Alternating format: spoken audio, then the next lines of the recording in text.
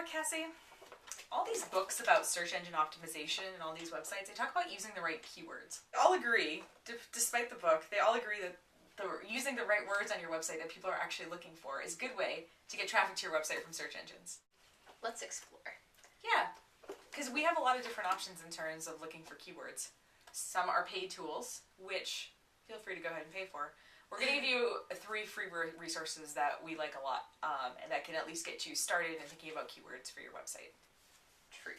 Okay, so the first free tool would be google.com/trends, and what you can do there is you can type in a bunch of different keywords and kind of compare their relative popularity. So if you're looking for, say, like sweater dress, shirt, depending on your opinion, you can type in all those equivalent words and see, like, maybe sweater it does better than sweater dress in the comparison. Right, because there's how you think about your product, and then there's how your customer thinks about your product. And what you want to do is you want to write stuff on your website the way your customer is thinking about it, not the way you're thinking about it. So even if it's not exactly the correct or the very technical term for something, it's okay to use a word that other people are using to describe your product. Another tool is Alexa.com.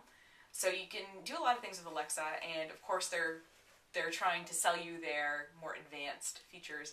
But in terms of what you can get for free, you can type in the info for any website. So this is something you can do with your competitors or even your own website. You can go there, you can type in a website URL, and it'll give you the top 5 keywords that are driving traffic to that website.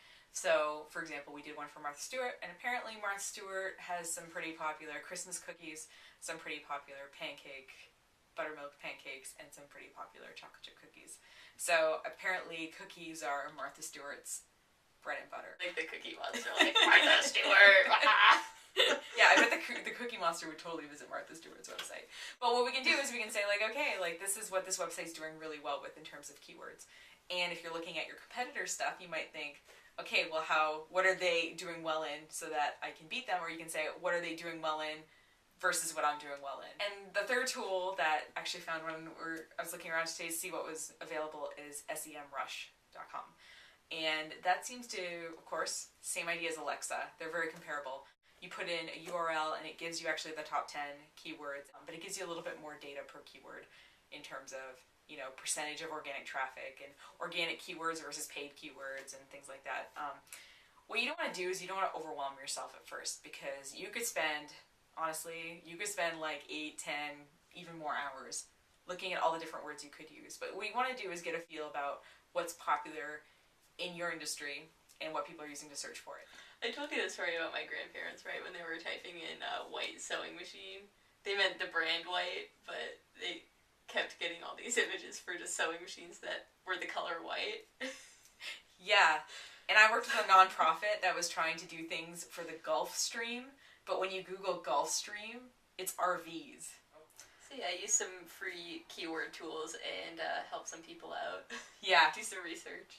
Yeah, because it's what you think of or what Cassie's grandparents think of doesn't mean it's what everyone else is thinking of when they do a search. So, thanks for watching, and we'll see you next week.